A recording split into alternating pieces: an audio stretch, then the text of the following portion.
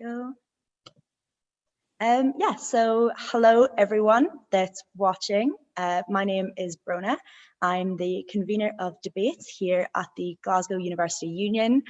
This is our Freshers Week show debate, so this is usually a much grander affair that would be taking place in our chamber, but unfortunately our chamber is not in use. Yeah, unfortunately our chamber is not in use, or it is in use as a bar space, I guess. So if any of you are in the West End and you'd like to come down and join us, feel free later on. So the motion for the chamber today is this House believes that the Scottish Government's COVID-19 response has failed. We have a really great group of speakers here today to discuss that with us, and we're really glad that they're here. I'll be introducing them as we go through the debate. I know for a lot of you this has been a somewhat strange Freshers Week, and so it's directly because of COVID-19 and the pandemic. So I know that this is an issue that's really important for all of us. But I'd still encourage all of you to get involved in debating at the GU as much as you can. We're still running our weekly trainings, though at the minute they are currently happening over Zoom, but as soon as possible we're going to start having our workshops in person again, and you can become a part of the community that we have here at the GU, which is really strong. Debating at the GU provides some of the best opportunities that you'll find on campus. We send speakers to competitions all around the UK. We send them to competitions all around the world as well. We send people to World Championships, to European Championships every year. We're also a fully funded debate union, which makes us much more one of the most accessible debate unions in the world. Those of you that are lucky enough to become good enough to represent us at the World Championships will never have to pay for that opportunity. I spent Christmas break in Thailand along with Suzanne for World Championships, which was lots and lots of fun. So I'd really recommend it. We also hold show debates like this. We host our parliamentary debating, which is amazing. It's a really, really fun way of getting involved. So we held earlier in the week some intro to debating sessions, which were also live streamed. Those are still online.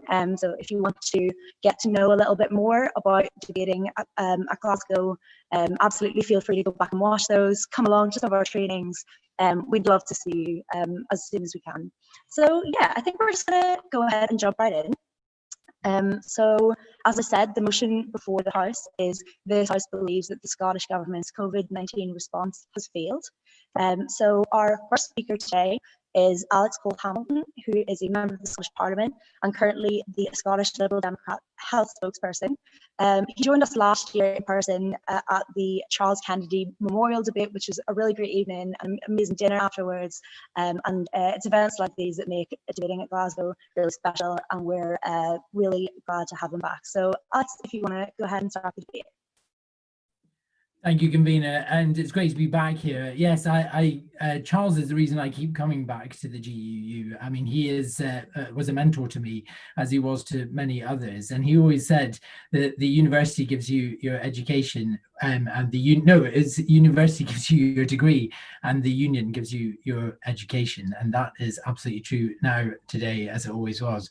Convener, it gives me great pleasure to rise, or rather sit, because here I am in the ensuite bathroom of my bedroom, hiding from my children, to propose the motion that this House believes that the Scottish Government coronavirus response has failed.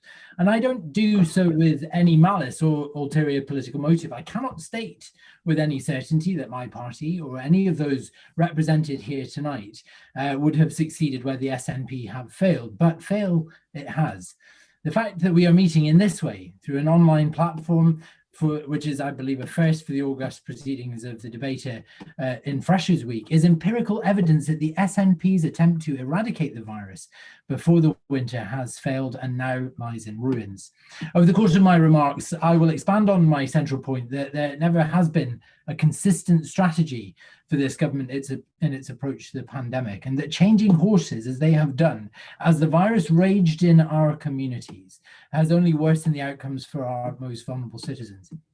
Convener, since last week, nearly 2,000 of our fellow Scots have tested positive for COVID-19. That number is rising, and it will add to the grim tally of mortality that puts Scotland among the worst performing countries in the developed world in terms of coronavirus fatality.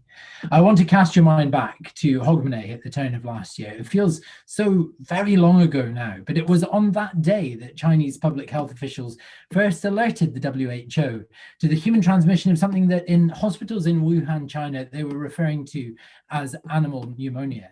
Within days, it was clear that it represented a perfect storm in the world of human epidemiology, virulent enough to be spread easily, hardy enough to exist outside the human body for several days at a time, and fatal in as much as 3% of cases. Yet in the first weeks of the year, the advice given to parliamentarians by this Scottish government was that the risk to spread in Scotland was low. That first assumption dramatically reduced the time window for preparation in this country, and I will come on to that shortly. Right out of the traps, we were told that certain terrifying things that would make this global pandemic inevitable, but they were largely ignored at the time. People could pass on the virus before knowing that they had it, or without ever having symptoms. It was moving around in ways that we just couldn't understand, and which potentially suggested airborne transmission. COVID-19 arrived on our shores on March the 1st, but we now know it was at large at least a week before that. In fact, the Scottish government knew that an outbreak at a Nike conference in the hotel at the heart of our nation's capital, and did nothing to follow up with the kilt shop workers, the caterers, or taxi drivers that serviced that conference. The question is why? Well, the answer to that question is because the strategy at that point, convener, was one of herd immunity. Our public health priority was not to contain the virus, but to allow it to pass through the population in a managed way that allowed our frontline health services to cope. We were told by the CMO, Catherine Coldward, you would remember her, that children would not succumb to the virus, but they were the vector for its transmission. And as such, schools would remain open as a closing off valve for the virus, so that until hospitals were full, they could be shut for a time to allow the virus to slow down. Around the third week in March, everything changed. Everything changed. I was at that opposition briefing that I will never forget, at which the CMO and the health secretary appeared ashen-faced to tell us that the virus was tearing through our communities at a rate beyond their estimation, and that the expected mortality rate would lead to societal mass bereavement on a scale that could no longer be tolerated. And so we moved from a strategy of herd immunity to one of containment through lockdown. And in early spring, you will remember, in those weeks of high infection, the SNP government frantically prepared for the tsunami of COVID cases with the construction of the NHS Louisa Jordan and the rapid decampment of older people out of our hospitals and into our care homes. The minutes of the Scottish Government's COVID advisory group of the 2nd of April cover several topics, but 2 points stand out in particular, convener. Firstly, that our scientists were struggling to understand how the virus was moving around in Scottish hospitals despite infection control. And secondly, that it wanted to speed up the decant of elderly patients into Scottish care homes. Convener, the international health community was screaming about asymptomatic viral transmission since January. Yet this Scottish government accelerated the movement of over 1,500 hospital patients whose COVID status was unknown into care homes who had no personal protective equipment at the time. In that decision, convener, lay the tragedy of Scotland's pandemic story. Our care home deaths are much higher than those recorded elsewhere in these islands. But to make matters worse, we now know that they were releasing patients into care homes who had already tested positive for COVID-19. That put a time bomb into the heart of the most vulnerable homes in our communities. And that, for me, convener, is utterly unforgivable. But convener, the SNP have failed on many other fronts as well. The Justice Secretary lied to Parliament in June when he said that 20% of those entering this country from restricted travel areas were being followed up and that the compliance with quarantine was high. We learned shortly after in a national paper that a total of 0 checks had been carried out at that time, and he had to come back to Parliament to apologise. Even now, this government are only checking up on 7% of returning travellers and doing nothing about, absolutely nothing about, the almost half of those that they check up on but cannot find. Convener, as many as 7,000 people who should be self-isolating after travel are currently in the wind. We don't know where they are, and contact tracers have only ever made 19 referrals to police about their absence. Then there's the frisson of possibility stoked by this First Minister around an infection blockade at Gretna on the English border, which has harmed our tourist industry and inflamed anti-English bigotry. Then there was the SQA exam fiasco, which saw an SNP Education Secretary force students to endure a week of agony and uncertainty, clutching manufactured results in disappointed hands, and only to see him cave to public opinion without the common decency to resign after he tried to blame the teachers for his mess. The list goes on and on.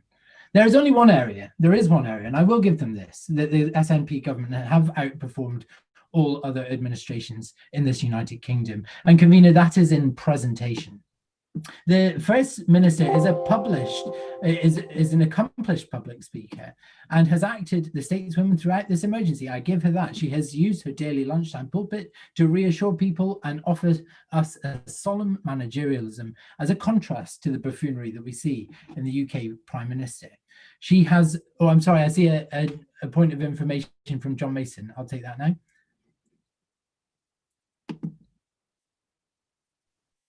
Thanks, Alec, for letting me in. I mean, it was some time ago, actually. My apologies, I was in full cry. Well, I realised that, yes. Well, if I could make a couple of points, I mean, would you accept that Scotland was actually not that much out of line with other Western countries? And it was only when Italy, the Italian hospitals were swamped, and that we began to take it more seriously, which was true of all countries. And if I heard him correctly, he said that the minister lied. I think that's unfortunate, because we're not allowed to say that in Parliament, and he may have been misinformed, but I don't think he lied. Okay, I withdraw the lying accusation. I see that you are asking me to conclude, convener. All I would say is this. These are not mistakes of ideology. I accept that, but there is still a raft of failed decisions and bereaved families that lie in the wake of her government's decisions. I'm not saying that my party or any other party here tonight would have acted differently, but there is no question at all that this government has failed in its response to the pandemic, and I therefore move the motion before the House tonight. All right, great. Thank you so much, Alex, for opening the debate for us. Our next speaker is Dr. Phillippa Whitford MP. She's a former student here at the University of Glasgow, where she studied medicine. Since then, she's gone on to be a breast surgeon and also more recently an SNP MP, and is now the SNP's Westminster Health spokesperson. Just to let everyone know watching along, if you have any questions for any of our speakers at the end, you can submit those on slido.com. There'll also be a poll option at the end, so you can let us know which side you think has won the debate. But yeah, if you have any questions, submit them, and our event code is 40712. You can also get that on the Union Facebook page, and it should be in the comments of the live stream as well, if you have any questions for our speakers. But yeah, so Phillippa, if you want to then open the debate for the opposition side. Thanks. Thank you very much, Chair, and obviously I don't accept the motion. I think Alex has the luxury of the Lib Dems not being in power anywhere, and therefore he doesn't have to defend their COVID response. But Ade and Martin's parties are in charge of the COVID response in England and Wales.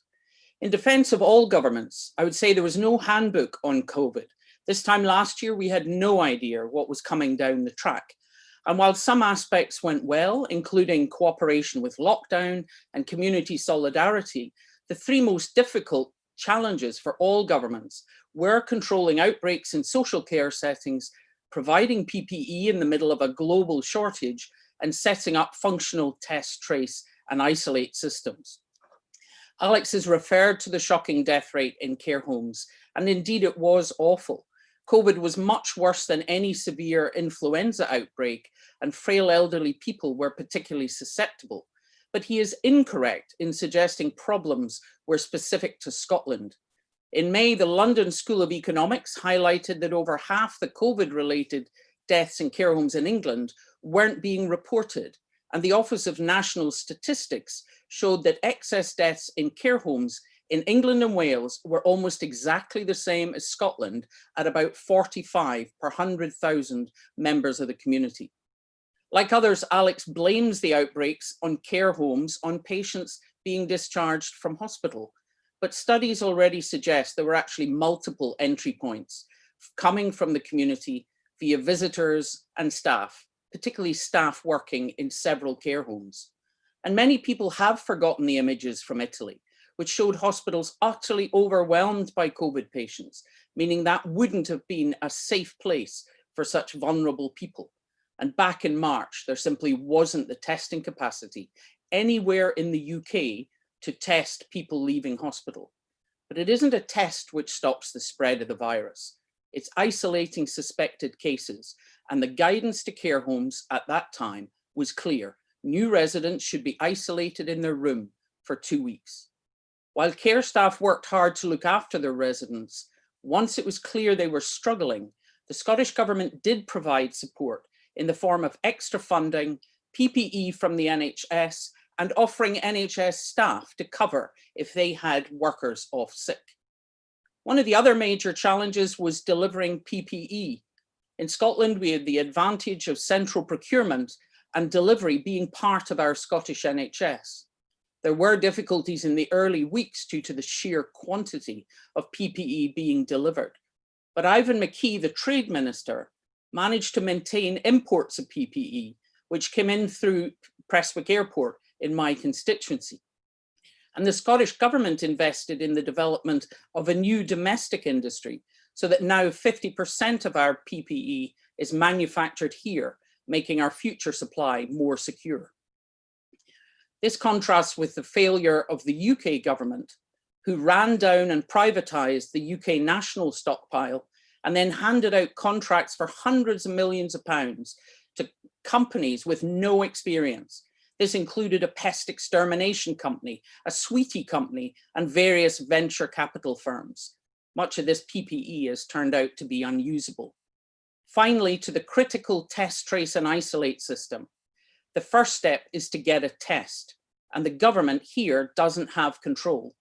Instead of funding community testing through the expansion of NHS labs, the UK government set up an entirely separate commercial system, and it was almost 2 months before positive test results were shared directly with the NHS or public health teams.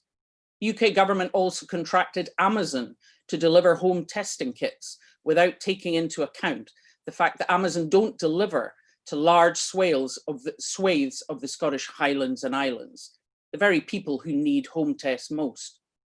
But with a stricter lockdown and slower easing, which Alex mocks, the Scottish Government got COVID cases down into single figures in July, which gave the Scottish contact tracing system, Test and Protect, the chance to get up and running while cases were low. It is based on public health teams who have managed to reach over 98% of cases and 97% of contacts. This is the best performance in the UK, particularly compared with the outsourced Circle call centres in England, which are barely reaching 60%. Alex, you're wanting to come in.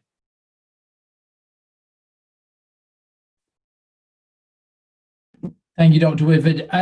Nothing about my remarks mocked our release of lockdown. I would never do that. But can I ask, in terms of your talking about test and trace, do you recognise that a quarantine order is only as good as the enforcement around it? And that when 7,000 people who are meant to be isolating, that your government has identified as coming from countries which are at risk of bringing COVID into this part of the world, do you accept that with 7,000, we don't know where they are, we don't know what they're doing, that only 19 referrals have been made to the police, that is making a mockery of any other attempt you make to control this virus?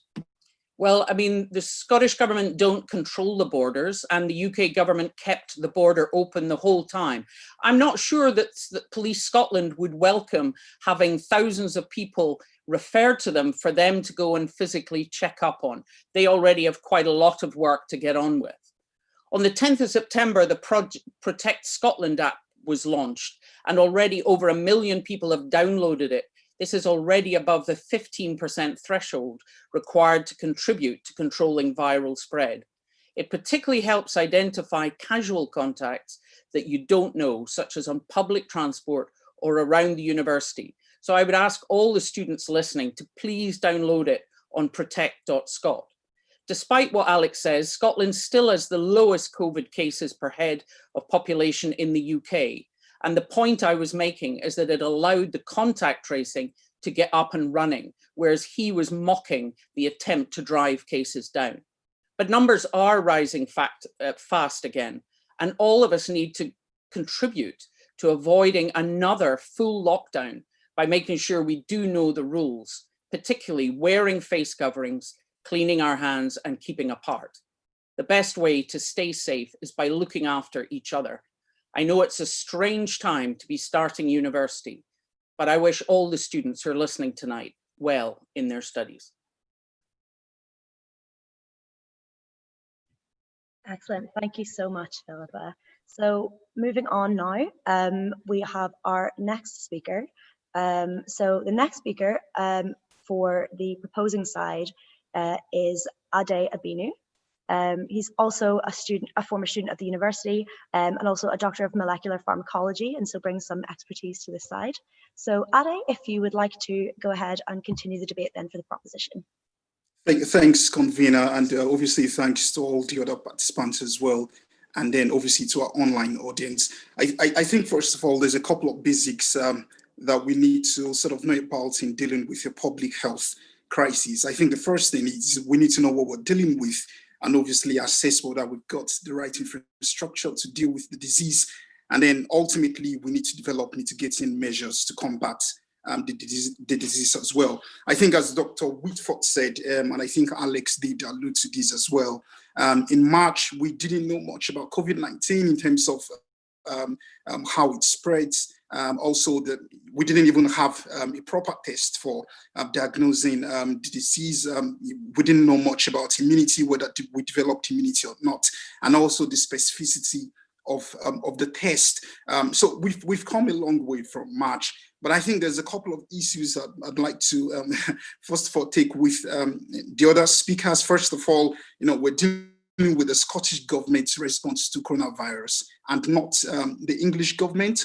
And so I think we should focus on what the Scottish government is actually doing. And I think the first point to note is we were very slow to lock down. I think we all saw images coming from Italy, images coming from France, and I would have expected the Scottish government to be much more quick in terms of going into lockdown, but we went into lockdown late, and obviously it did actually affect the rate of transmission. I think we now know the R rate, which is one person infects one person to 48 to 16 and so on and so forth. And we don't know what would have happened if we were quick to lockdown. I think the second point, and I think Alex did make this point, is the point about discharging people into care homes. I think we've seen the First Minister saying, well, it was an operational decision by, out of her hands. But I think we do have a health secretary for a reason, and we have a First Minister for a reason as well. And so we need to question why people were discharged from clinically vulnerable environment even into much more clinically vulnerable environment. And I think obviously these actually did affect the mortality rate in Scotland. My third point in terms of how the Scottish government have failed is on self-isolation from people who have visited third parties. And I think Alex did make this point as well. I haven't seen much in the way of enforcement. And there's been a lot of confusion recently with Wales doing something else and Scotland doing something else and Northern Ireland. I think what we should have done is to have a fourth nation approach. I think there's Dr. Whitford wants to comment, so I'll take her intervention. Yes, it's really just to challenge your comment about lockdown. It's well noted and was being well leaked from Downing Street that the First Minister was pushing for lockdown on the 11th of March. But was ruled out by the UK government. And I'm sure you're well aware that the Scottish government does not control its finances and therefore simply couldn't have gone into lockdown in the way that Denmark did. Denmark was the first nation to declare furlough and provide furlough. They're the same size as Scotland, but they control both their borders and their finances. So, thanks, Dr. Whitford, for that response. But I think to sort of take you on the furlough point, that didn't even come in until much further along in the crisis. So I'm not actually sure how much that would have weighed on the on lockdown itself. So I take issue with that point. I think to continue my the debate, about confusion about self-isolation from third-party countries. I think a crucial point, and I think Dr. Whitford, whom I've got so much time for with regards to her profession, she did make the point that, you know, self-isolating actually is one of the most critical solution in terms of, you know, tackling the virus. But even on that, you know, test and protect, the Scottish government have failed. So we saw an article recently in the Herald, I think only about 5 days ago, which did say that in terms of our contact tracing abilities here in Scotland, we've missed over 400 positive cases of COVID-19. And I think that does speak to the failure of the Scottish government's strategy. And even right now, we've only recently launched a contact tracing app. And here is a point which have not really been made in the debate so far, and that has to do with empowerment of local authorities. Obviously, I'm a doctor of molecular pharmacology, but I'm also a councillor in Glasgow. And what we've seen is that local authorities have been almost incapacitated in terms of their ability to respond to the pandemic because of lack of funding from central government. So, for example, up here in Glasgow, we've seen slashing of funding for Citizens Advice Bureau for community organizations which deal with mental health services. So you can't have a central government strategy which is not underpinned by strong local response. So I think the Scottish government does have a lot to answer for in terms of funding local authorities. And then my final point, I hope, which will perhaps drive home how much Scotland has failed, and I do not say this lightly because I know it's obviously been a very challenging period, is on, I'll give you basic statistics. I did say at the start, you know, we're not comparing Scotland with England. I mean, Scotland has a population of 5-something million people, and London's population is about between 5 and 6 million. So issues about population density and landmass doesn't make comparing Scotland from a statistical perspective to be, you know, to be scientific. I would say it's almost not scientific to compare Scotland with England in that sense. So let's look at comparable countries. Singapore has a population of 5.859 million people. Only 27 people have died from COVID-19 in Singapore. Talk about Denmark, 5.796 million people. Only 633 people have died from coronavirus in Denmark. And I know the Scottish government likes to compare themselves to New Zealand. So, you know, I'll give you the statistics from New Zealand. 5 million, a country with a population of 5 million people, only 25 people have died from coronavirus in New Zealand.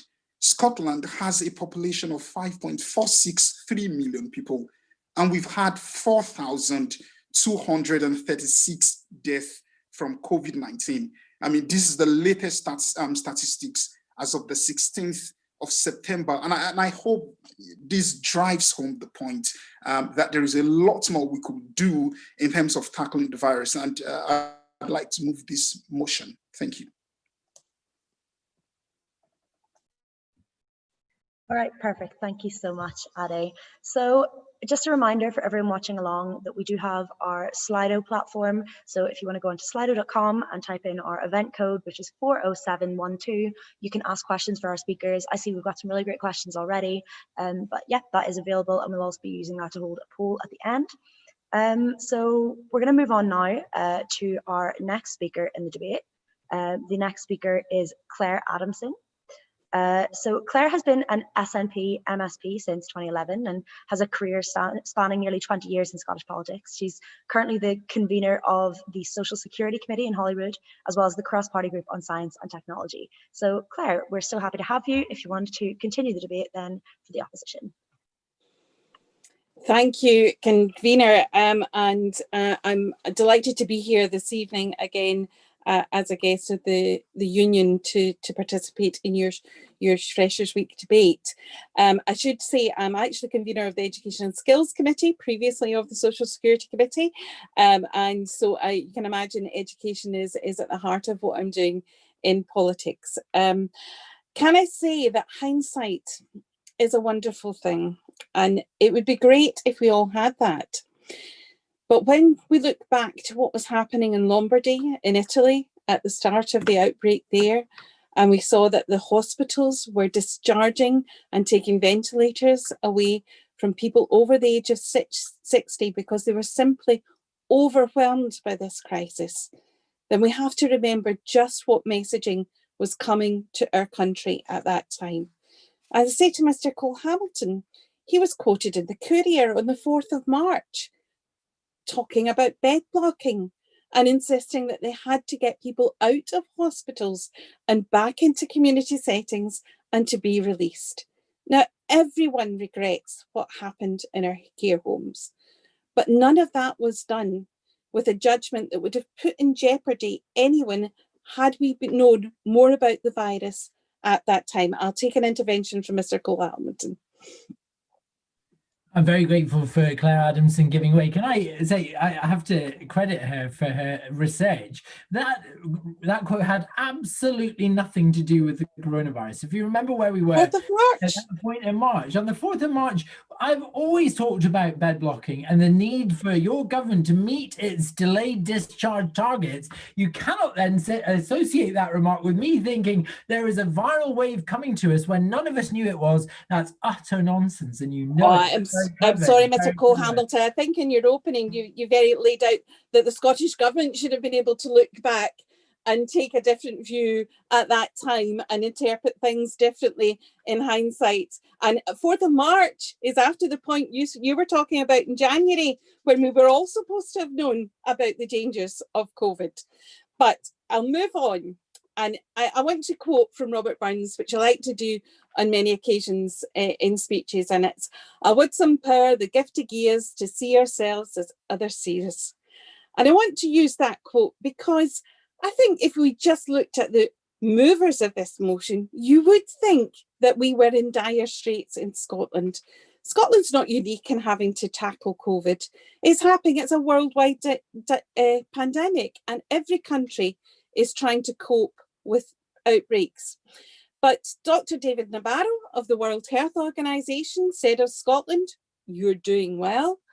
The development wing of the QT training speaking said that Nicola Sturgeon had received lots of praise in her response, but this was because she was clear, calm, compassionate, and not afraid of being tough or emotional, and that she had a great sense of humour. But perhaps since there's many scientists in the room tonight, we should look to Dame Anne Glover, President of the Royal Society of Edinburgh.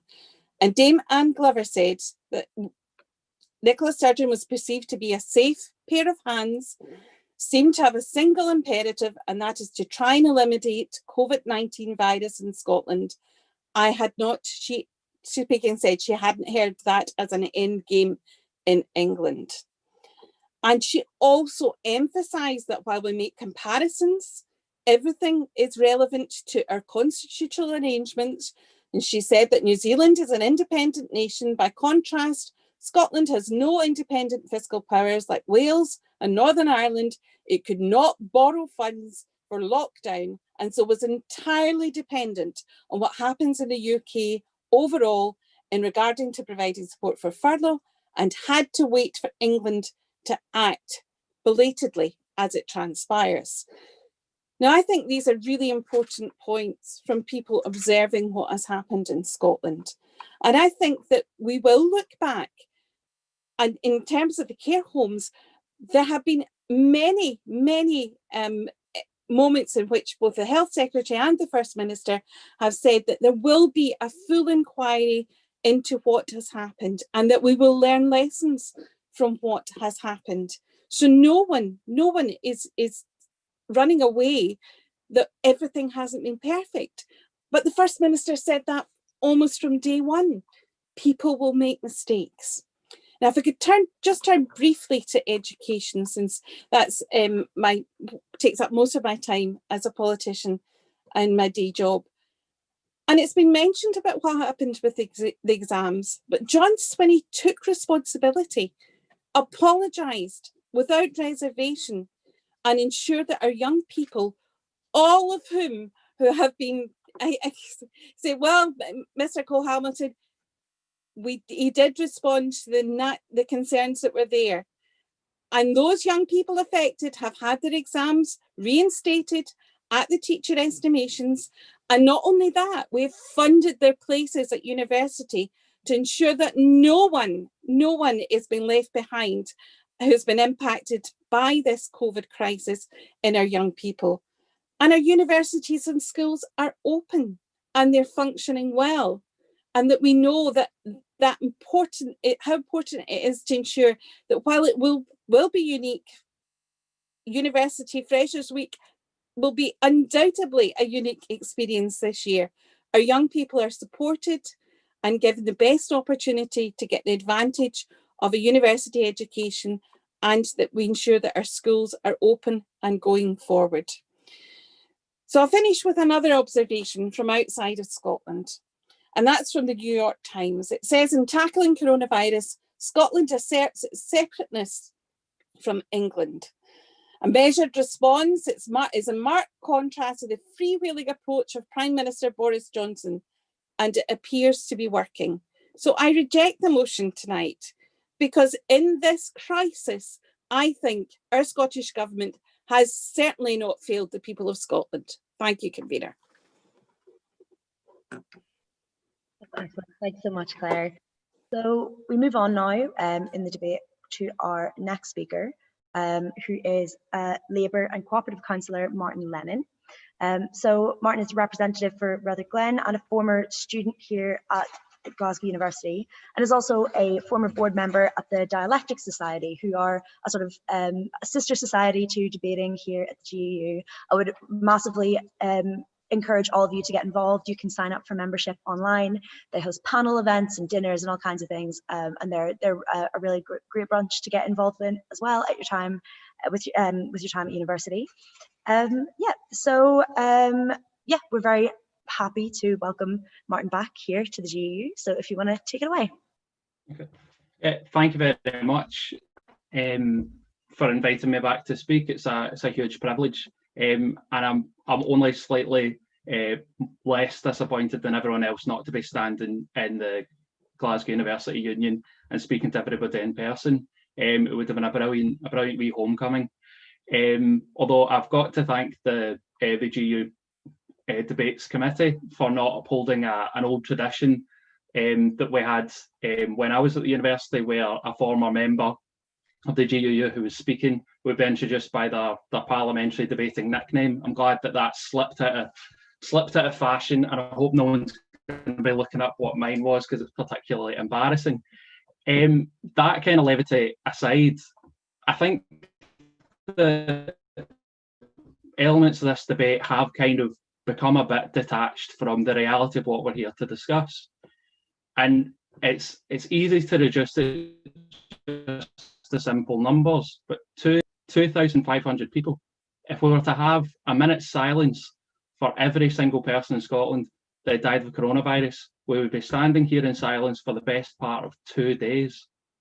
And even that, I feel, kind of belies the seriousness of the personal tragedies that have overcome the people of Scotland and people all over the world.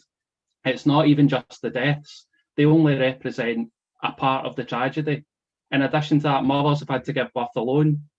The critically sick have had to go months without visits. Weddings have been cancelled. Months of people's lives have been spent in relative or almost total isolation.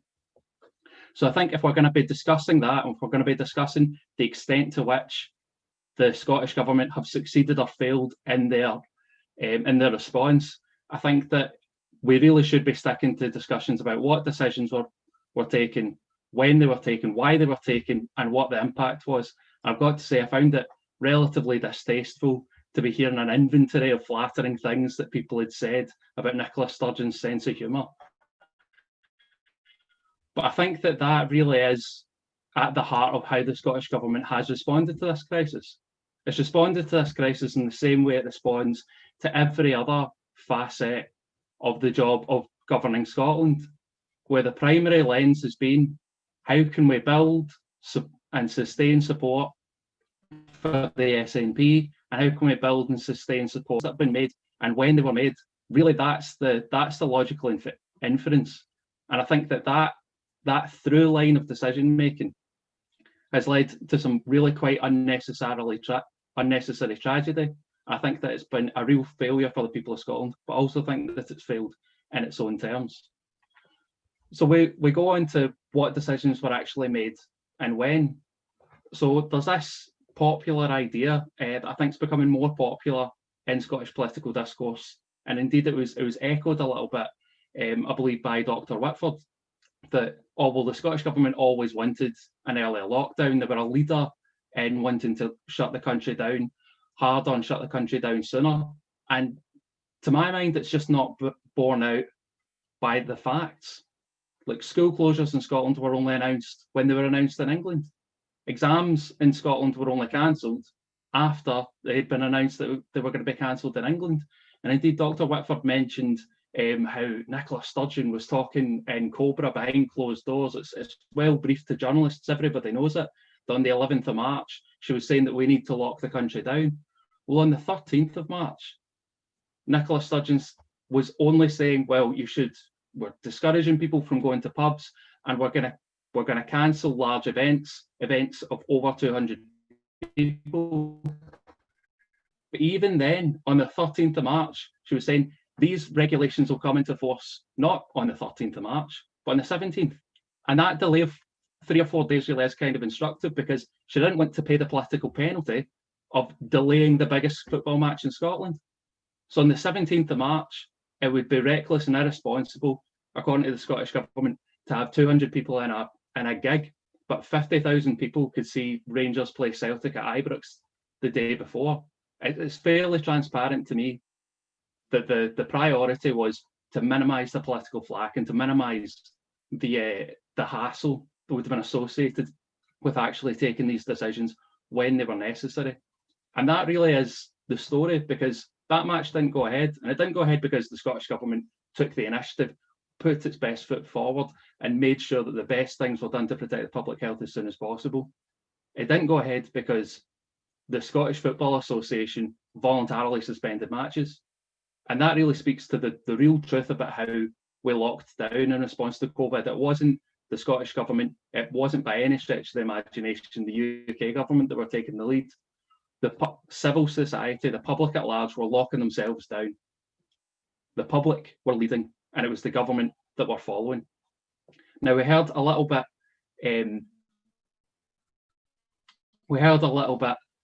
about, well, the Scottish Government can only do so much. Like, what powers does the Scottish Government really have to impact on these things? We heard a little bit about how the Scottish Government doesn't have an independent fiscal policy. And in some senses, that's true. I think really the real distinction between the UK, or between Scotland and Denmark, is that Denmark has an independent monetary policy, but the Scottish Government does have an independent fiscal policy. We can raise taxes, they just don't particularly want to. They could raise income tax to meaningfully redistribute wealth within Scotland, but they don't. We could have reformed council tax and had a land value tax and redistributed some of the incredible concentrations of wealth and power within Scotland using that mechanism. We just don't. And that's despite the Scottish Government being elected in 2007 with that as a promise, that was something that they were going to implement. Not a land value tax, to be fair, but they were going to abolish the council tax. We were going to see reform. But where is that reform? It would have upset too many people, and it would have upset too many powerful people. And I submit that that's why it wasn't engaged. But the other key policy levers, the social care system, devolved. The education system, devolved. The transport system, devolved. And so how are these devolved areas of policy and areas of power actually used by the Scottish Government? Well, in social care, as it's already been alluded to by Mr. Cole-Hamilton, the Scottish Government allowed patients who'd tested positive in some cases for coronavirus to be shifted out of hospitals and into care homes. A disastrous policy that almost certainly cost dozens of people their lives. And there doesn't seem to be any real political reckoning about the reality of that. That was a decision made by the Scottish Government. In terms of the transport policy, it might not seem like one of the key features of the coronavirus response, but I think it's a very telling example of what's happened. For years, we've had this outrageous and like just disgraceful public transport system in Scotland, where effectively most public transport journeys are undertaken in privatised monopolies in the bus companies. Now, over and over, there have been moves to attempt to renationalise this and have transport that works in the national interest. And how useful would that be in terms of actually implementing social distancing on a large policy? Did the Scottish government use the epidemic as an opportunity? I think I'm being waved off and told to wrap up. Is that it? Right. I have massively overran, as is my want. My point is, the priorities of the Scottish government aren't to minimise the impact of COVID. I think it's to build support, and they've done it effectively, and you've seen it again here today. You've seen member after member representing the SNP say, well, we've communicated effectively, and on the outside, people think we're doing a brilliant job. Well, I don't think that's the job of the Scottish government in a pandemic. I think we could have done better. And I think the fact that we're being expected to be happy with the disaster that we've been met with, just because it's marginally better than in England and been presented in a better way, is something that I think fails even on its own terms. Thank you. All right, great. Thank you so much, Martin. Yeah, it is correct that it is a tradition that we have in our chamber that if our student speakers are referred to by their parliamentary nicknames. I have actually been told that someone is having a quick look through the archives to try and find out what yours was now. So we'll see if we can find it by the end. But yeah, it's just part of the fun traditions that we have as part of debating at Glasgow, and it's something that we've been doing for decades now. Mine is, I think at this point, the Honourable Best Foot Forward. Yeah, so we have lots of kind of fun nicknames. So moving on then in the debate, we have John Mason. So John is an MSP, also a former University of Glasgow student as well, and has since had a long career in politics as a councillor, leader of the opposition in Glasgow City Council, an MP, and now a member of the Scottish Parliament. So John, if you want to continue then the debate for your side. Well, thank you very much, and I really appreciate the opportunity to be along tonight. I was realising it was 43 years since I graduated, which is a little bit scary, and that was doing BAc at Glasgow. I was remembering a few things from that time. I remember that we were in the law faculty at that time, and all the lawyers did not like studying accountancy, and all the accountants did not like studying law. I'm not sure if that has changed. Other things I was involved in the Christian Union, I was involved in Hares and Hounds. I believe both of them are still going. So I had a good time at university. And I also remember that at that time, maybe I shouldn't say this, Glasgow University Union was entirely male. However, I think things are a little bit better and more mixed now, but you will see that I am the token male in the SNP team this evening. To move on to the debate, I have to say, I'm amazed that you managed to get 4 speakers in favour of the motion, which I do think is quite an absurd motion. The appreciation of what Nicola Sturgeon has done has just been tremendous. And I think people have seen her as calm, as serious, as consistent, cautious, very open, just completely opposite from Trump and Johnson, which we've seen the chaos in America and in the UK. So that is one of the things that most strikes me, and constituents come up to me just so regularly and say, we don't vote SNP, we don't normally like Nicola Sturgeon, but she has handled this crisis so well, and we are really, really impressed. Now, I'd like to say a little bit about finance and the economy. That's my main kind of area of interest. And the point has been made already, but I would reiterate it, that we have no borrowing powers in Scotland. All of the aid that has come to businesses and individuals has been from borrowing from the UK. They now owe 2 trillion. I'm just going to let Alex Cole-Hamilton in, who's persistent, and any country could have borrowed that. If Scotland was independent, we could have borrowed it. We probably would have started with less borrowing, so we would have had more opportunity to borrow more, unlike the UK, which is now heavily indebted. Alex Cole-Hamilton. I'm very grateful to John Mason for letting me in. John Mason, the SNP have already declared that we would use sterlingization in the early days of an independent nation. Were we to be borrowing the level of money that you would need to fund 18 months of furlough, which is the SNP's policy, who would lend us that money when we are borrowing in another currency, we have no central bank and no international credit rating? How on earth could we say an international financier were good for that cash? Well, for a start, as a new country, we would start with no debt unless we negotiated to take some of it on. When other countries have left the UK, as I understand it, Ireland, Canada, Australia, they did not take part of the UK's debt. So there is no reason why Scotland should, but I think we are open to negotiating that. But I would suggest that in the long run, we would be in a stronger financial position than the UK is, and relatively speaking, more able to borrow than the UK has. But having said that, the UK has done some very good things. The furlough scheme has been excellent, and that money has come directly to Scottish individuals and businesses. And just to reiterate the point that was made earlier, we could not have had a lockdown for any serious time without some kind of furlough scheme, or the unemployment rate would just have been unbelievable. And that is the fear again in October. If the UK does not extend the furlough scheme, then we have got serious problems. I think it's worth saying that we have had in Scotland a little bit of freedom to do things our own way for Scottish businesses. And largely, I think we've tried to make it better for local businesses. For example, in England, if one person had 2 shops, they got 2 lots of grant. Whereas in Scotland, I think very wisely, we've given 1.75 times, because clearly there's lower overhead. So that's just a small example of the kind of things that Scotland has been able to do, but it has been limited. Similarly, with self-employed people, we were able to introduce a scheme for the newly self-employed, which was not the case in the UK. But at the 30th of June, there were some 9.4 million on the job retention scheme in the UK. Scotland had roughly its share of that, 8%, 736,000. So a lot of the financial side has been about the UK borrowing, and we've taken our share. But I think on the furlough scheme, the UK must consider extending that. We would certainly call for that. We cannot do that on our own without borrowing powers, but France, Germany, and a number of other countries have, at least for specific sectors, because tourism is so important for Scotland, and that includes Glasgow, that we really, really need to see that extended. As we said already, the UK has borrowed, and we're now at £2 trillion, which is rather a lot of money.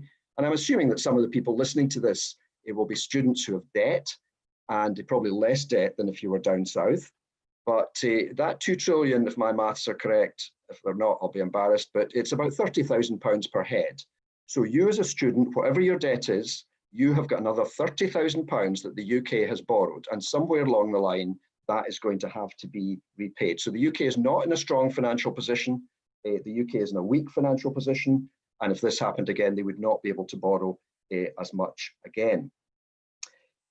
However, I do think we have to borrow in the short term to give the economy a boost, and to continue specific help for particular businesses which have really struggled. Show people in my constituency, tourism, many of these things have really and continue to struggle. But there is a wider question of the generational wealth gap. Should our generation do all the borrowing, and the younger generation who are listening tonight do all the paying back? Tax has to be looked at some point, and otherwise we'll be seeing cuts in public expenditure, and I, for one, do not want to see that. I think I'm going to be running out of time fairly soon. There's been a lot of balance in this whole crisis, a balance between physical health and mental health. My own mother is 93 in a care home in Rutherglen. I'm delighted that she did not get COVID, and it's not going into the care home at all. It's a care home in the voluntary sector. But I'm delighted that she was in a care home and not in a hospital, because when we saw the pictures from Italy, it was very, very frightening that that might happen in our hospitals. And rightly, we moved people out of hospital as much as we could. We've also had to balance health and the economy, and that has been a challenge as well. So as I said at the beginning, it amazes me that anyone can argue that the Scottish Government has failed. It so clearly has succeeded. Even constituents, as I said, who did not vote SNP are so impressed by Nicola, by John, by the whole team in the Scottish Parliament. And I would encourage everyone to support this motion, to oppose the motion. Thank you. All right, great. Thank you so much, John. So we now move on to the final speaker on the proposition side. And rather than one of our guests, this is one of our student speakers that's going to be contributing. So this is Suzanne Elliott. Suzanne is just actually graduating the University of Glasgow and has jumped ship to start her master's soon at the University of Edinburgh. But she has previously represented the GU at competitions all over the UK and also all over the world. She managed to reach the quarterfinals of the European Championships in 2019 in Athens, but she's also represented us in places like Thailand and the Netherlands and Ireland. So she's been all over the world. Yeah, Suzanne, if you want to close the debate for the proposition. I just want to check, can everyone hear me? Amazing. Weirdly nervous to be back, even though I've only been gone for 6 months, but it will. Right, we're good to go. Throughout history, Scotland and England have always been rivals and have competed against one another, whether it be on the battlefield, if we're talking historically, or on the football field, if we're talking more recently. And it might not be the most popular thing to bring up in a room, or rather virtual room of Scottish students and Scottish nationalists, but England does tend to beat us at practically every turn, Bannockburn notwithstanding. But if countless national op-eds and apparently New York Times and the WHO are to be believed, the Scottish government in the last 6 months has achieved a decisive victory against our neighbour to the south in the form of an infinitely more successful coronavirus response. The problem, however, from my personal opinion, with this assessment is it ignores the dismal reality of the lives lost down south and the human suffering brought upon us by a British government's delay in inaction. And I think to directly respond to something the previous speaker just said, as much as Nicola Sturgeon might seem calm and collected and particularly well put together in comparison to Boris Johnson or Donald Trump, I would argue that potentially it is not that difficult to seem that calm and collected and put together in comparison to Boris Johnson and Donald Trump. Any government's response, by and large, could be deified in comparison to what we've seen down south and across the Atlantic Sea, or across the Atlantic Ocean, by riding the coattails of the failings of the British government. The Scottish government has evaded deserved criticism for its equally slow reaction time and its equally disastrous attempt to push people back into an unprepared care home system and back into schools and businesses and jobs and restaurants where people are heinously unprepared to deal with what is now an increasingly ever rising or re-rising of coronavirus cases. I'm going to try and do a couple of things in this speech. I'm firstly going to respond to a few of the things we've heard throughout the debate so far, and then I'm going to talk a little bit about why people being returned to normal life in the past couple of months has only led to an escalation and will probably only lead to further lives lost. I think to then deal with a couple of things we've heard throughout the debate. So from Dr. Whitford, we heard a couple of very persuasive arguments and lots of facts, but I think the important thing to notice here is that when we talk about care homes and we talk about people not necessarily always being as a result of the government, that people went into care homes and were unfortunately diagnosed with coronavirus as a consequence, and it wasn't in the SNP's power to act independently, to be able to respond or move faster, to be able to warn people in that sense. I think the problem with this line of argumentation is it relies upon solely the economic aspect of it, as in we might have needed the British government's permission to act economically, to prepare for a furlough scheme, to be able to protect the people that we are now pulling back from their jobs or pulling back from their places of work or their schools or their education.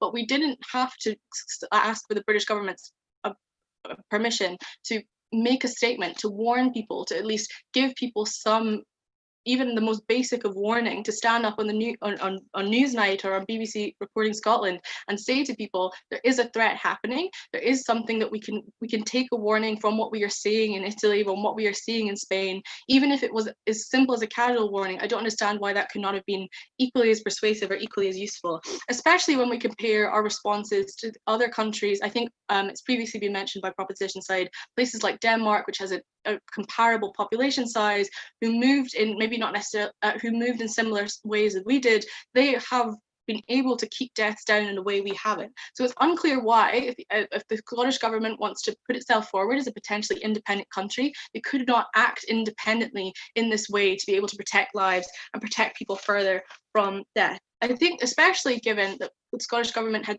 I think it was something like 14 days between when the first images and the first lines of information were coming out of Spain and Italy, 14 days on which people were allowed to transfer coronavirus between each other, 14 days where people were allowed to continue to mingle, 14 days of warning that could have prevented people from necessarily being harmed or getting an illness that has taken lives, unfortunately, in that way.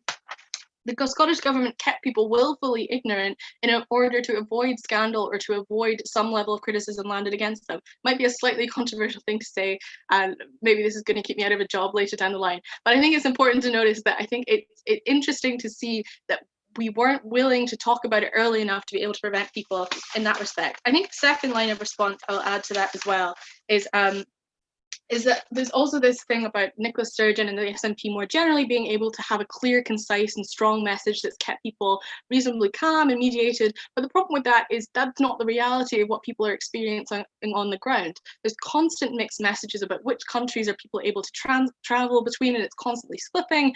And that, I don't think that's necessarily just because the British government is doing something different itself, but just because the SNP changes its opinion every now and every like 2 weeks on which countries we can travel to and from and themselves.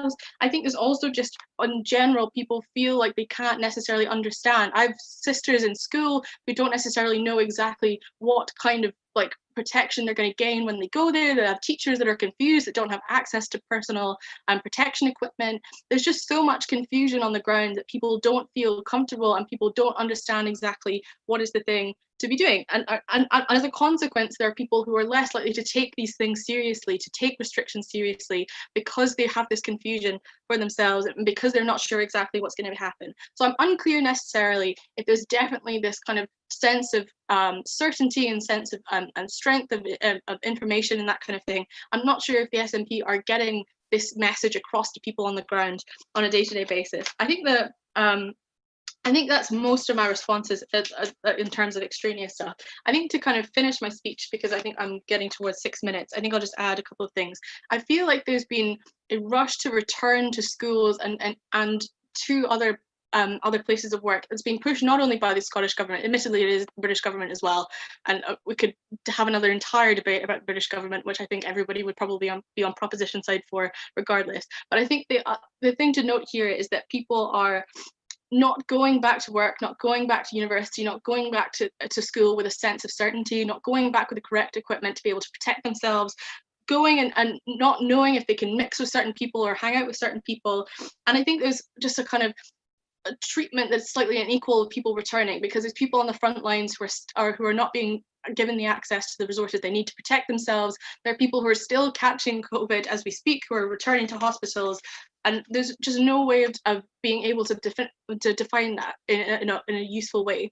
And I think the thing I want to end my speech on to kind of summarize as best I can is I think there's a significant degree of uncertainty that still remains, where there's mixed messaging, there's a lack of equipment to be able to protect people in places where COVID spreads easily, amongst children and amongst school teachers, and there's still this degree of unhappiness with how it's happening. So I think at the end of this debate, I think if one thing to take away from what we've heard is at the point where Scotland, by comparison to other nations, is still not up to the mark, even if we compare favourably to people down south or in America, it's not that difficult to compare favourably in comparison to Britain or America in general, which is a slightly unfortunate thing to have to say, and I think is maybe slightly glib given the seriousness of what we're talking about. But I think at the end of this debate, if there's one thing you should take away from it, is Corona probably sucks, and we're probably not going to deal with it particularly well moving forward, or we haven't dealt with it particularly moving in the past. So please propose. All right, great. Thank you so much, Suzanne. So we're now going to be moving on to our final speaker in the debate. A quick reminder as well for everyone watching along, if you've got any final questions that you want to submit on Slido, now is probably the time. So it's 40712 is the event code, and that's also where we'll be having our poll at the end. So we now move to our final speaker speaking against the motion, and that is Carol Monaghan MP. She has a background in science education and is the only Scottish MP that sits on the House of Commons Science and Technology Committee. So Carol, if you want to then conclude the debate for the opposing side. Thanks very much, Chair, and it'll come as no surprise to you that I will not be supporting this evening's motion. But before I start my formal remarks, I want to just pay tribute to a very good friend of mine who was part of the Glasgow University debating team who secured the Observer Mace in 1957 and was the president of Glasgow University Union the following year, and that's Lord Jimmy Gordon of Strathblane, who sadly died of COVID earlier this year. Genetic analysis of this virus suggests that the first humans were infected early last autumn, and if China had not censored the doctors treating the early cases in Wuhan, if the authorities had sealed off the city, and if they had admitted earlier that the infection was moving rapidly, then that may have been enough to stop the pandemic. But stopping COVID-19 entirely might have required faster action than any government could have managed. There's also the possibility that by the time the first cases were recognised in Wuhan, the virus had already left China on international flights and was ready to ignite the epidemic. However, even if the world had had more time to prepare, would we have used this wisely? How many of us watched in morbid fascination in January to what was going on in China, then Italy, never imagining that the same would happen here or that we would become overwhelmed? But this is a sneaky virus, and it's a virus that grows exponentially. And just to put that into context, if you were offered a deal in your bank where you invested £1 and it was going to double every 3 days, it would only take 60 days for you to become a millionaire. And so it is with COVID. And to start with, it killed almost 1% of those infected. If there is criticism, it should be that all governments were too slow to introduce social distancing measurements. The epidemiologist Neil Ferguson, one of the UK's most influential advisors in that crucial period, later admitted to the Science and Technology Select Committee the epidemic was doubling every 3 to 4 days before lockdown interventions were introduced.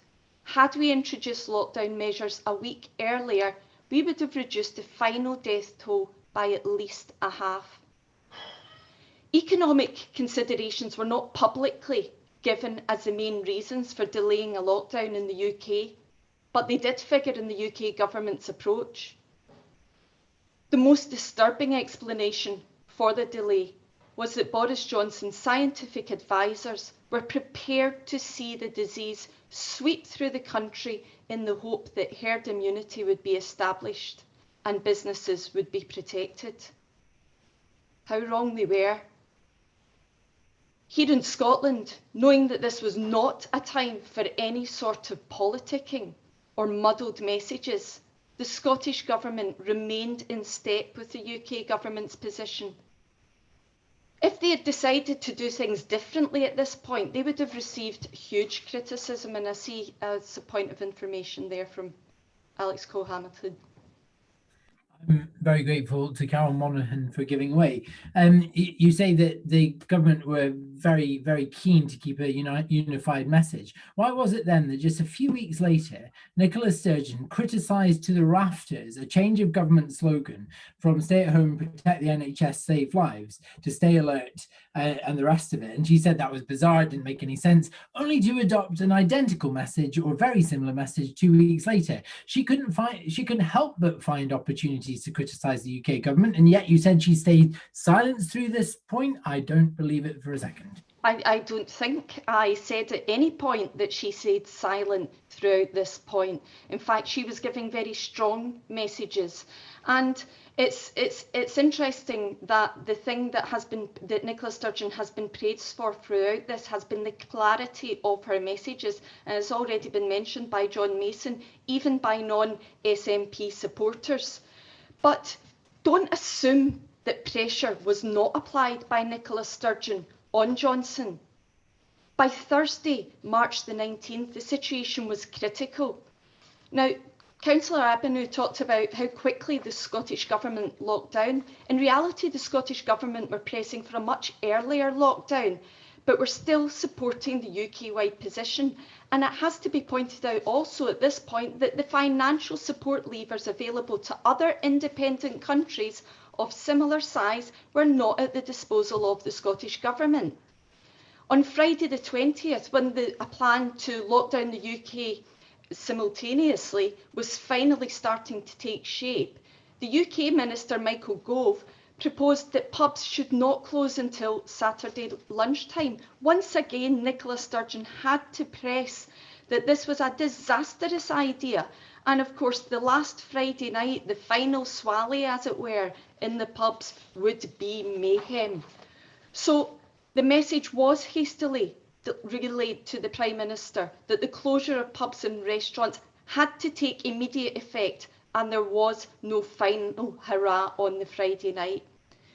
We can clearly define two stages in our fight in COVID, against COVID in Scotland. When the Scottish Government attempted to support the consensual approach, and when they diverged, showing a clear determination to put lives ahead of the economy.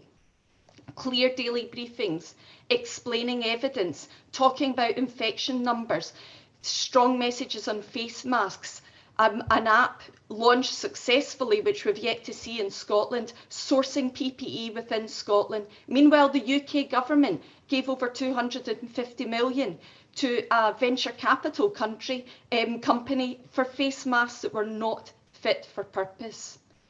Ultimately, the WHO gave clear messages that we had not to worry about getting every decision right, just act quickly. But ultimately, it's a failure to follow rules that will cause this virus to remain. Viruses don't care about human borders, identities, or ideologies, just human cells. Thankfully, in Scotland, we have a government that prioritises these human cells over Tory businessmen. All right, excellent. Thank you so much, Carol, and thank you so much to all of our speakers. As I say, for all of you that are watching along, especially freshers, I know that this is a bit of a strange time, but I would encourage you as much as possible to get involved in debating right from the start. We'll be running online events as soon as possible. We're going to be running at least the workshop element of our trainings in person so we can meet you all. There's a really strong community here, and we would love to have you come and be a part of it, and it's certainly why I'm still hanging around.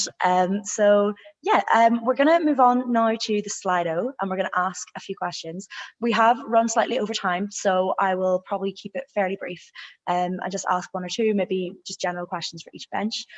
We also have a poll option, so if you already think that you know how you would like to vote, feel free to submit that on the poll, which is available on Slido, or you can wait and see what if some of the answers to the questions could change your mind as well.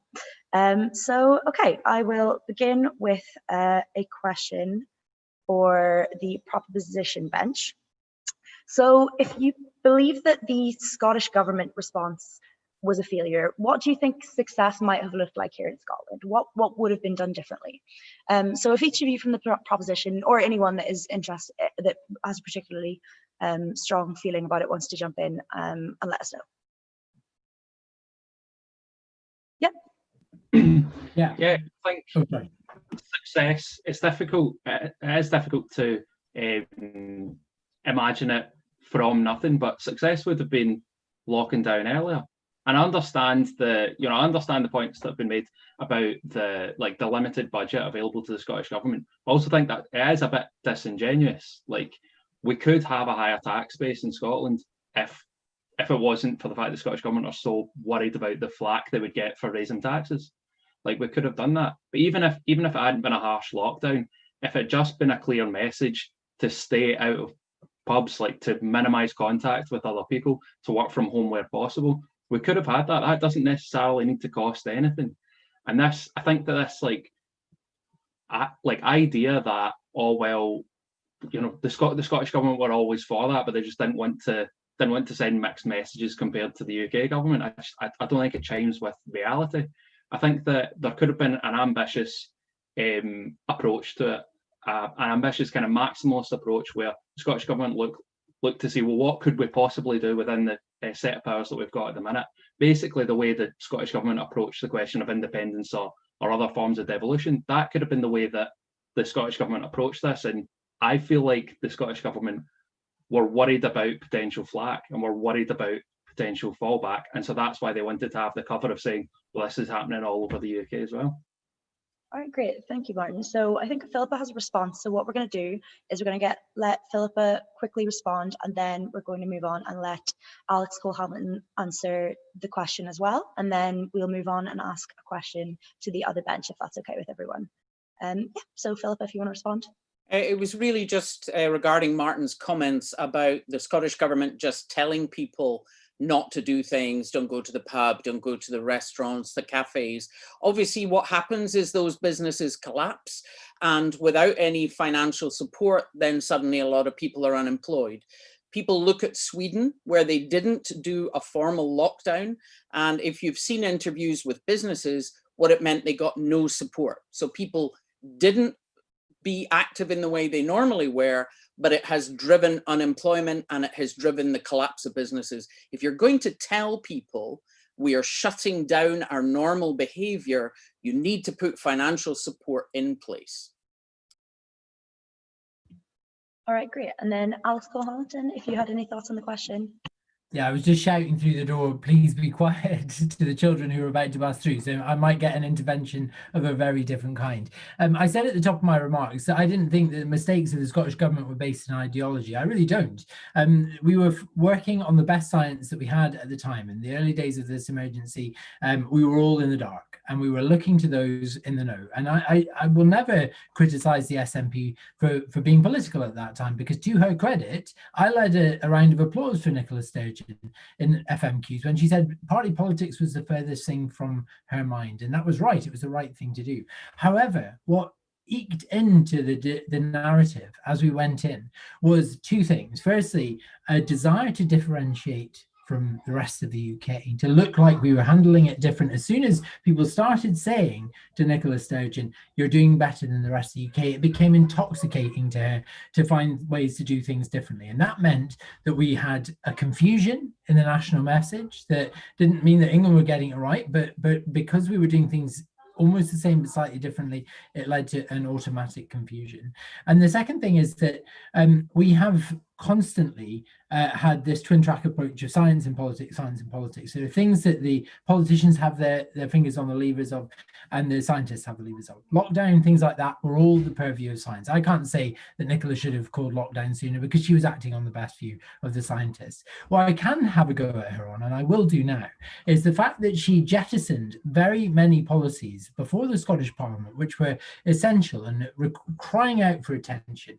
Things like the waiting times, hospital waiting times, the parlour state of our child mental health services, GRA reform, huge tracts of legislation that were burned on the bonfire of COVID, and we all accepted it because of the nature of the emergency. However, I was not alone in my abject rage when I saw the First Minister announce the programme for government last week and make time for yet another skirmish through legislation into a second independence referendum. It makes a mockery of the attention that her government wants to pay to this crisis.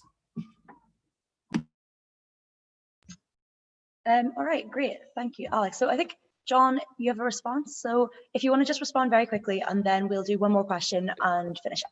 It was just a quick point. I think it's been all the way through this, but we've heard it tonight from the other side that some people wanted a stricter lockdown and want things to be stricter, and other people want things to be more relaxed. For example, visiting care homes and that kind of thing. There was a demonstration outside Parliament, and I think one of the challenges of this has been that has been true in society. It's been true amongst politicians, and again, I would just say I think Nicola Sturgeon and the government have steered this very well, but there's been criticism from both sides, and I think again we've heard that tonight. Thank you. All right, great. So I'll ask just one question then that we have for the opposition, And we'll try and try keep it fairly short. So if maybe just one or two you want to jump in and let us know your thoughts, and then we'll move to the poll. So there are a couple of questions on the Slido about this idea of messaging and how messaging has been something that's been different in Scotland as opposed to other places. So what do you think the like tangible benefits are that have been seen from messaging in Scotland? Claire, if you want to jump in. Thank you. I say this in the context of previous comments about how somehow Nicola was scared of getting flack about making decisions. I think making the decisions to be more cautious are probably more out there. I mean, we could have just done what the UK did, but Nicola decided not to make judgments on a political basis, but on her understanding of the science and her understanding of what was happening. And I think the fact that we have had that presence, that leadership, that person who's obviously has shown throughout this, the gamut of emotions we've all been through in terms of dealing with COVID on personal levels, in our workplaces, in everything that we do. But that leadership that's been shown has given the Scottish people confidence in what is happening. And that is really important at a time when we're asking people to change behaviours and adapt their lifestyles. And I think that leadership has been a very, very powerful success of what messages we have had to have. And I have to pay tribute to the route maps, to the clear messaging, to the graphics that have been produced by the Scottish Government, and the constant reinforcement of what people should be doing. Thank you. All right, great, thanks so much. So I'll let Martin jump in quickly, just a quick response, and then I think we'll potentially try and move on. So Martin. Okay. Yeah, it's just, really responding to what Claire and John both said. Like, John made the point about like, oh, well, some people think we should have been stricter sooner. Some people think we maybe should have had a more lockdown, a more loose lockdown all in. Like, well, that's, those are the problems of actually being the government. The people who think we should have had a looser lockdown are wrong. And like, just because you're getting flack from them doesn't make it any less coherent. And also from the broad point that that Clare Adamson was making, I understand the appeal there, and I do think Nicola Sturgeon has like gained a huge amount of confidence from like a lot of people in Scotland because of the way that she's communicated. I don't think that it actually has been particularly successful in terms of explaining what is expected and when. I mean, you mentioned the route maps, and I couldn't even tell you what the different stages of the route maps were, because almost immediately after they were released, like in contrast to the even worse proposals by the UK government, we started like moving out of sync with them. And so I can't even remember what stage we're supposed to be in at the minute, because things opened up in sequences that weren't in line with, but the issue being, John, if even an elected member in a local authority can't tell you with confidence what one it is, it's not very effective political messaging in a pandemic, is it? Now, I don't think I'm isolated in that, but that's it. It was slickly presented, but it didn't reflect the actual reality. Things were opened up in different aspects. And I think the real trouble of this is Nicola Sturgeon's a great leader. She's a great speaker. She's brilliant. She's got excellent presentational skills, and she's a brilliant salesperson. But the product she's selling is bad. And having a good salesman, giving people faith in what is fundamentally a bad product that has like led to Scotland having some of the worst death rates in the developed world as a result of this, that isn't a good thing, actually. It's not good for people to feel safe when they're in danger. It's good for people to expect more of their government, and I expect more from the Scottish Government than we've seen. All right, so I am seeing some shaking heads and rolling eyes, but unfortunately, I think we are going to have to move on. So I'm going to give everyone watching just a few seconds to submit any final votes into the poll. So if you're on Slido using the app, you'll see there's a section for the Q&A and also a section for polls. So you can decide whether you think the proposition won or the opposition, the proposition being those in favour of the case that this House believes that the Scottish Government's COVID-19 response has failed, and the opposition being those who oppose that, and so they are in support of the Scottish Government. So I'll give it another 10 seconds or so for final submissions. And the poll tells us that we believe the debate has been won tonight by the proposition, and therefore the motion carries. I am very sorry to our opposing speakers. However, thank you all very much for coming to join us. This has been really great. It's been really interesting, and I've certainly really enjoyed it. And I'm so glad that you took some time out of your busy lives to come and join us. So I'm going to be ending the live stream now. This will remain online afterwards. So if you want to show it to your friends, feel free. And as I say, get involved with us here at the Glasgow University Union through debating. We run our Tuesday night trainings. We're trying to find like innovative ways to ensure that our parliamentary debates are still happening at the normal times this year. We'd really love to see you. So I'm just going to end the stream now.